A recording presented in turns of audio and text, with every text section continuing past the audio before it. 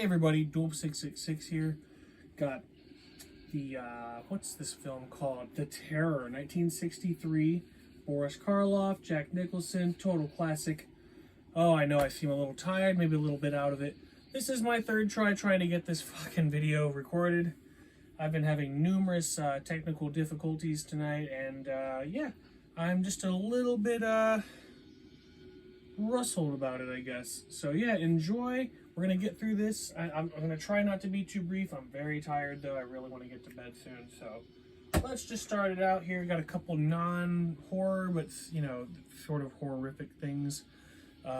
Felony Fights Volume 5. As you can imagine, pretty brutal, very horrific. Just sleazy rental, video rental stores, sort of stuff like that. Yeah, not much to say about that. Very horrific though. Throw that back there. Next one here, this is Josie with Dylan McDermott and Sophie Turner. This is more recent, not horror either, but has some horror-ish elements. More of a character study, drama sort of shit. It was pretty good though, so I figured I'd mention it. Alright. Next up we have this blockbuster copy of The Alphabet Killer. This is definitely some cheesy video rental store trash, basically, as well. Kind of drier than I figured.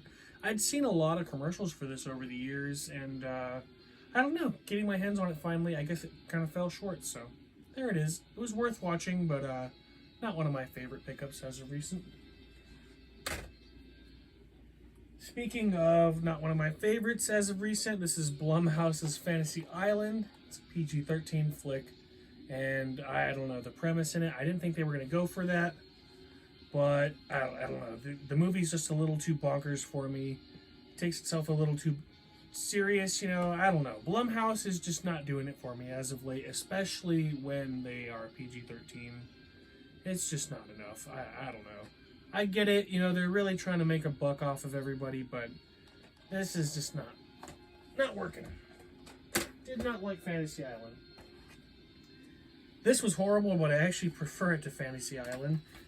This is a Krampus movie called Pagan Warrior, and it's a Dollar Tree pickup. It's from this company called Wash TV, Western Action Sci-Fi Horror. And I'm going to download it on my Roku TV pretty quickly here and check it out. So, maybe I'll talk about that in the future. But this was pretty low budget. Kind of entertaining, but honestly, this was one of the worst ones I've seen in a while. I'm really forgiving with really cheap movies that don't take themselves serious, but this one is just kind of just too dry. I don't know. There's not much going on here. For such a solid premise, too. Okay, something cute here. We have Alvin and the Chipmunks Scarific double feature. This is Alvin and the Chipmunks meet Frankenstein, and Alvin and the Chipmunks meet the Wolfman. Two favorites of mine from my childhood that I'm not as fond of now these days, but still, I saw them at a pawn shop or whatever. I was like, okay, I'll scoop that up. So there's that. Couple of pairs here. This first pair is The Village in the Woods and M. Night Shyamalan's The Village.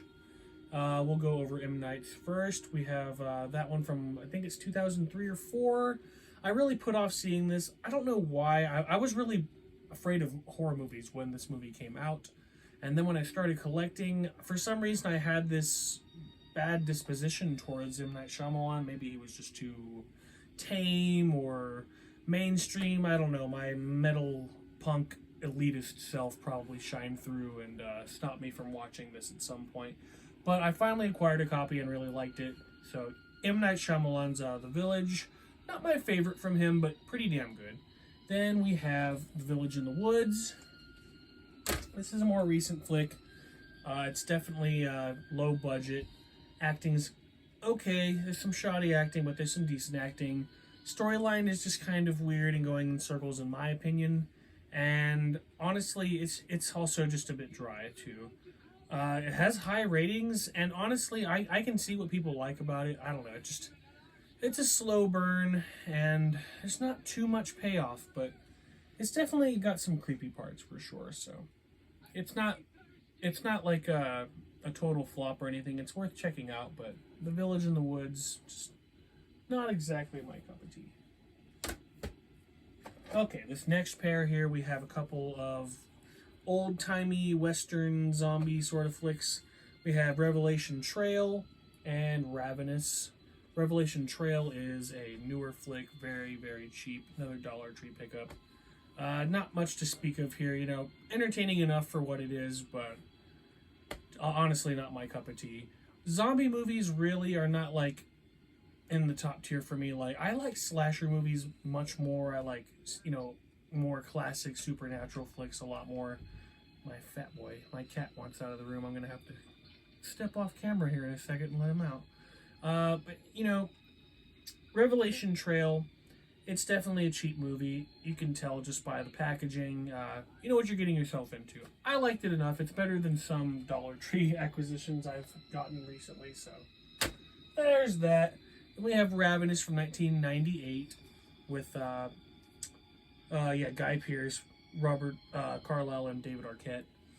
This has really high ratings as well, and I went into it, you know, thinking it's going to be pretty damn good. And it was really good. It was also just more of a slow burn, in my opinion. There's definitely some ruthlessness all throughout, but I don't know. The high ratings suggested to me that it was going to be a little more just scathing, absolutely unrelenting, but still, sick film. And if you haven't seen Ravenous, I definitely recommend it. I'm going to hop into some Blu-rays here, guys. First, I'm going to let my cat out. Excuse me one moment. One. All right. He's doing his thing. Let's get to it. Blu-rays. Carrie from 2013. Oh my goodness. So my wife and I, before we watched this, and this is actually one of my first Blu-ray purchases, and I'm just now watching it. We watched all three of the other films: the original Carrie, the sequel Carrie, Carrie 2, The Rage, and then the TV remake, just Carrie. And you know, they get worse as they go for sure. But I actually really liked those first three films a lot for their own reasons. This film, oh man, I really feel like they butchered the character dynamics and just relieved any tension that could have been brooding the entire film. It's Carrie. We understand. We know what's supposed to be happening plot-wise. They can tinker with the plot if they want a little bit to catch us off guard. That's fine. But when you really start fucking with the characters and just making them not at all who they are supposed to be, I don't know. It doesn't work. And I don't know. Sad to say, this is a flop for me. Did not like the newest Carrie. But I'm a completist, so here it is.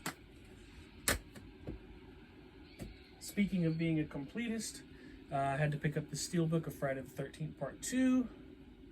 I have the first one, hoping to get all 8. I assume they'll be putting out all 8 eventually on Steelbook, these original Paramount films. Some sick artwork in here. And the discard is alright too. Let me get this extra junk out of here. Maybe you guys can see Jason in there. I hope the glare is gone. If you can see through the glare, you can see Jason there with the sack on his head. Classic. Friday the 13th is like my favorite series in all of horror. And I can't help but just hunt down every last edition of all the films. So there it is. Okay, we have another camp slasher here from the golden era of camp slashers, 1981 here, Madman. This movie's a lot goofier than I would have figured. I get it, lots of them are cheesy, but I'm thinking mid to late 80s slashers are exceptionally cheesy. This one has a very strange cheesy vibe that it seems like is more... I see this vibe a lot more in, like, you know, shot on video. The direction's just different here, I guess. It doesn't take away from the film at all. Honestly, like, this holds up totally tried and true in the slasher genre. Comes from the golden era, shines just like the rest of the gold from that era, and happy to finally have it. I've been putting this off for a long time, and I finally got to see it. Madman. Alright. Got a Scream Factory box set here. This is the Critters collection. This has got the first 4 films. I'm going to run through these really quick. I know I'm probably being really brief with everything, but I am so tired, guys. I'm so sorry that it took so late to get this up, and I'm just trying to get through it. All right. Critters, 1986. Classic creature feature. Really like popularized the small monster movie, thing of the 80s and 90s. Stuff like Gremlins, Crunchies, Ghoulies, stuff like that, But I feel like Critters honestly hits home the hardest. These first 2 films are amazing. I love the first Critters, but I absolutely adore Critters 2. This one just takes it to another way more fun level. I absolutely love this movie. Both of these films are a lot more brutal than I would say most of these little monster films are. And I think that's just what makes them shine. There's super period pieces for the 80s as well, so that, grants me a lot of nostalgia factor. And yeah, I just love these first 2 Critters films to death. And then we have Critters 3, which is Leonardo DiCaprio's film debut. And you guys know I love Leo. So this one is a lot of fun as well. Definitely lacking a lot of the charm of the first 2 films, but a solid sequel. And then the 4th one, Critters 4, they're in space. This reminds me a lot of like Leprechaun in space. They're just grasping at strings plot-wise. Still a fun film. I would watch it, I pretty much watch it anytime I watch the other ones. But it's definitely the weakest in the series, even behind Critters Attack that just came out recently. I haven't seen the TV show or anything yet, so I wonder how that is.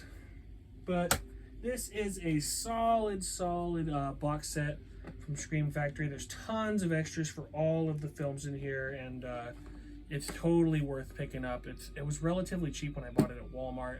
I've been seeing a lot of these Scream Factory Blu-ray sets coming out, so keep it coming, guys. I love this. Let's get some other more lesser known series going with some box sets. All right. Last Blu-ray, it's another Scream Factory edition Blu-ray DVD combo pack. This is Gingersnaps from 2000. This is a really unique werewolf film, and it has tons of 90s, early 2000s nostalgia. So, that's when I was a kid. So, it takes me back. I didn't really see this when I was a kid, but just the style of film and everyone's clothes and just the vibe you get from the film, very nostalgic for me. So, I guess I'm predisposed to really liking it, but this is truly a super sick werewolf flick and very unique in the genre, so definitely check that out. I liked it so much that it warranted that I pick up the other 2. We have Gingersnaps 2 Unleashed and Gingersnaps Back, the prequel. The second one, they forego getting the original girl that plays the lead in the first film, and they recasted her for a few new scenes with that character. But it's really just Emily Perkins holding the second film down plot-wise. And then the third film, they actually get the original girl, what's her name? Catherine Isabel. And she comes and reprises her role. But it's definitely a very far-fetched prequel. Has nothing to do with the original film. It's kind of hard to watch if you're not really into it. So, yeah, I picked them up. I'm a completist. You guys know how it is. Got this 4-pack here. And there's lots of classic sci-fi and some not so sci-fi, and then some more straightforward horror. We have Rocketship from 1936, which is a Flash Gordon film, and really epic classic Hollywood, giant sets, bombastic, super loud, cliche acting, it's really good.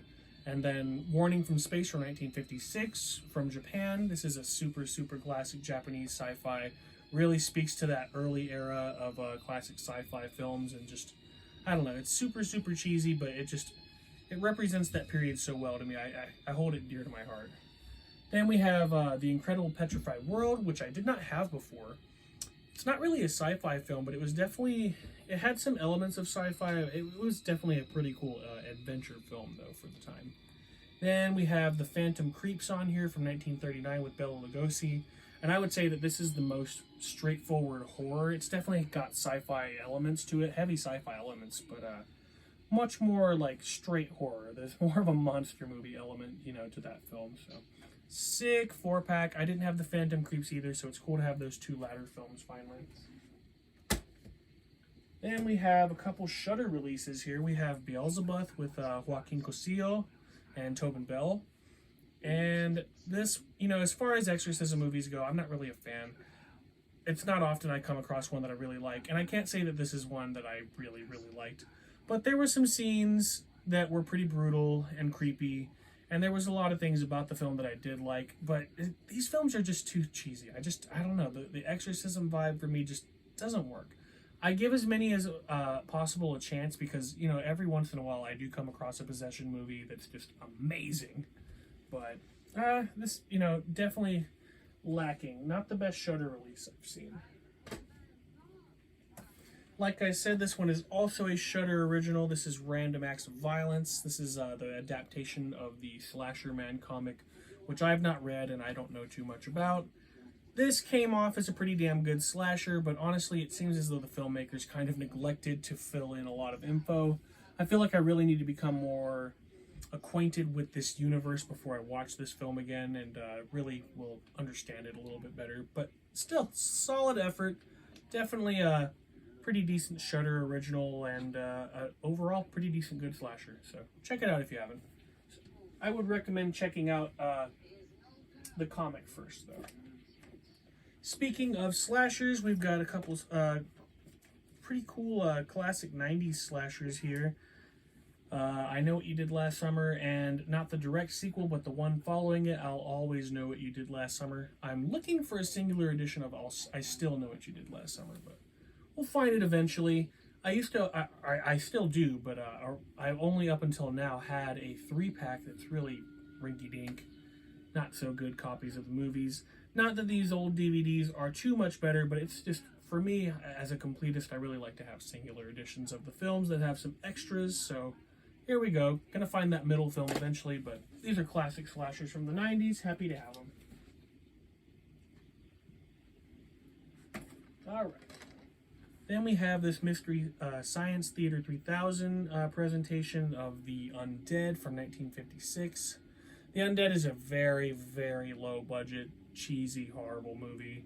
And usually Mystery Science Theater 3000 banter can save just about any film, but this is one of the worst attempts I've seen. I'm not exactly super huge on Mystery Science Theater 3000 either, so I don't know. Sometimes the comedy just doesn't hit, and I feel like this is an instance of that. I would much rather own just a copy of The Undead to make fun of myself, but here it is. That's what that is. Alright, just got a couple more things here, guys. Got the 1920 German Expressionist film, The Cabinet of Dr. Caligari. This is quite a spectacle. There's lots of layers to this. I'll definitely have to be rewatching, taking notes, maybe doing some research. Yeah, lots to take in here, but this is a super solid flick from the 20s, silent flick. And if you're into that sort of stuff, I would definitely recommend getting into it, because this is a powerhouse for silent film. Very, very cool imagery. You know, there's lots of thought put into this film for sure, and happy to own it. Definitely going to be giving it lots of love and putting some miles on it in the future. And you gotta love a classic snapper case. Put that there. Alright guys, hopefully my camera's still running right now, or else I've just done this a third time for no fucking reason. This is the last film in the update. This is Dead End Driving from 1986, and I can't sell this film high enough. It is cheesy, it is far-fetched, but it's a dystopian, awesome nightmare from Britain in, like I said, 1986. And it's one of my favorite, you know, just schlocky, cheesy 80s films. Still, the quality of the film is pretty well made. The acting is shoddy here and there, but there is good acting in it, in my opinion, as well. It's just a really, really good social statement wrapped up in the film as well. And yeah, I've loved it for years. And if you haven't seen it, I definitely recommend you check it out. And that's about it, guys. Hope you guys have enjoyed The Terror from 1963.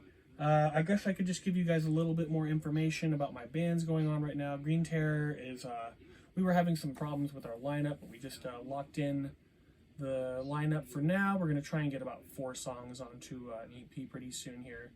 Then Deceive the Dead has a couple tracks coming out as well. Definitely going to take a few months for that though. And then going to head out in June to Vegas again and get some demos going with A Perfect Being. So if you like progressive metalcore, check that out. All three of these bands I've just listed. If you're not aware, I sing in 3 metal bands. I actually play bass for one of them. I'll have them all comment below here in the comment board, so you can go check out their respective YouTubes, and then from there find their social medias if you dig what we're doing. So yeah, that's about it. I'm gonna wrap this up, and yeah, God, I sure hope it's still recording so I can upload this and you guys can have the new update finally. Take care, guys.